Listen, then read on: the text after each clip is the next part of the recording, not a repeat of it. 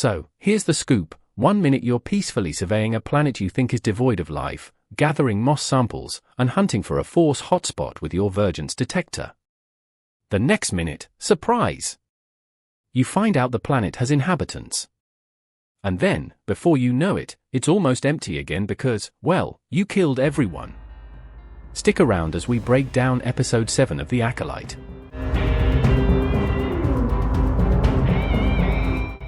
We're delving deep into the chaotic truth of Brendok in Acolyte Episode 7. To save you, and myself, some time, just rewatch Episode 3.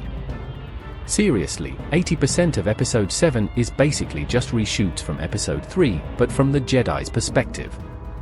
Episode 3 gave us Osha's take on what went down on Brendok 16 years ago, but Episode 7, titled Choice, gave us the whole disturbing truth. While nothing in Episode 3 was outright false, a lot of it was interpreted from a certain point of view. Basically, this was a horrific comedy of errors with misunderstandings leading to death and destruction. From the Jedi perspective, they are only on the planet to collect samples and determine why it is such a large hotspot for the Force. Sol calls it a Vergence. The Padawan Torbin is eager to do something more meaningful and feels his time is wasted in their current duties. Then we cut to the scene where Sol sees the girls from behind a tree. He follows and sneaks into the Citadel, witness their training time with the mothers. Reporting back, even though Indara wants to go by the book and wait for Council directives on the matter, Sol pushes Indara into taking the Jedi team to the Witch's Fortress to confront them. This is when Mother Anastasia possesses Torbin through a mind trick. The Jedi return with Sol's goal of having the girls come for a test. The Jedi Council says to leave them alone, but Sol pushes to return and, in his interpretation, rescue the girls.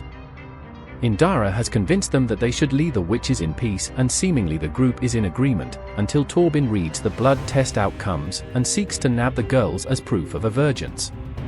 Cue speeder bike chase a la Return of the Jedi, ending with Sol and Torbin scaling the wall of the Citadel and breaking back in. When they confront Mother Anastasia, just as May comes screaming about the accidental fire, Anastasia uses her Force powers turning to a black smoke as well as warping May. Sol reacts impulsively and stabs Anastasia with his lightsaber. Coriel, who has been gearing the witches up for a fight, is ready and springs at Sol. A fight ensues and Coriel ends with transforming to black mist and vanishing. Then Kelnaka arrives just in time to be possessed by the entire Coven and proceeds to beat the pulp out of Sol and Torbin, providing Torbin with his lifelong scars. Finally, Indara shows up and pushes the Coven out of Kelnaka's head, apparently causing them all to die. I believe they could just be knocked out from the shock, even if they weren't dead at this point. The Jedi leave them in the Citadel to burn or die of smoke inhalation. The episode ends with the Jedi and Osha back on the ship, traveling to Coruscant. And everyone lived happily ever after. Nope, Sol wants to tell the Council everything and his errors, however Indara would rather do damage control and only tell portions of the truth about what happened. Leading to the Quartet's 16 years of guilt, isolation, and self-destruction. Now that the big reveal is out, let's play the blame game. Who's responsible for the disaster on Brendok? Let's break it down. Here is our handy-dandy pie chart. Sol would bear the majority of the blame. Indara was right, he was totally ignoring the reasons behind his actions. He was already feeling reduced worth with her jab about not having a Padawan. He developed a self-serving hero complex and obsessed with saving twins from imaginary dangers. He ignores the Council's orders and ends up killing Anastasia, who was just trying to whisk May away. Plus, he can't even tell the twins apart. His attempted rescue of both girls shows how far he's come, going from barely holding up the bridges to being able to float Osha up from a potential fall to her death. Torbin, homesick for Coruscant. Torbin's desire to leave Brendok makes him see the twins as his ticket home. Under the influence of a Force witch, his shame and feeling of worthlessness at allowing the mental intrusion leads him to make terrible choices that cost him dearly. His brash impulsivity and youthful desire for adventure and excitement drive him to trigger the events toward the disaster. Indara, while she wasn't the main troublemaker, she was the ranking Jedi. She was in charge and the actions of her team were her fault. Her reluctance to reveal mission details to her Padawan and her snarky remark about having a Padawan when Sol doesn't set him off. Plus, her attempt to force the witches from Kelnaka's mind ends in disaster. Mother Anasea's actions were made out of love for her daughters and her coven. Her actions backfire, causing chaos and contributing to the tragic outcome. Maybe, if she were more open with the Jedi about their culture, perhaps Sol would have been able to understand more about the Coven.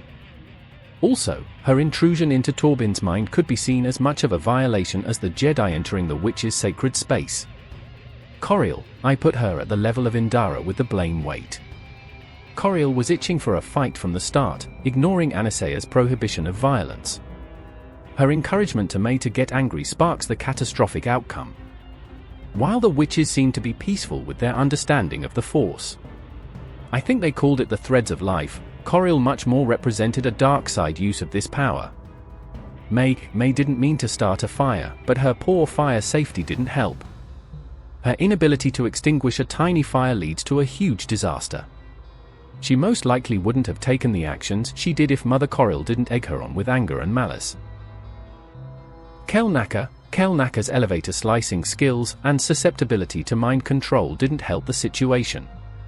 Kind of the reaction of a Padawan, Kelnaka. The tragedy on Brendok highlights the deep-seated mistrust and conflict between the Jedi and the witches.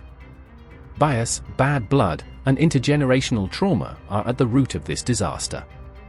Even without the Sith's interference, these tragic misunderstandings were bound to happen. Remaining questions from this episode: was Indara pushing the witches out of Kelnaka's mind really enough to kill them, or did they all just pass out, the Jedi then leaving them to die from smoke inhalation? Coriel is still alive, where is she now? Next week is the season finale, and I can't wait to see how it all wraps up. So far, the pacing and timeline hopping have been a bit off, but kudos to the creators for trying something different with Star Wars. What do you all think will happen in the finale? Drop your predictions in the comments below. And if you enjoyed this video, don't forget to like, subscribe, and hit that notification bell for more Star Wars content. Until next time, may the Force be with you.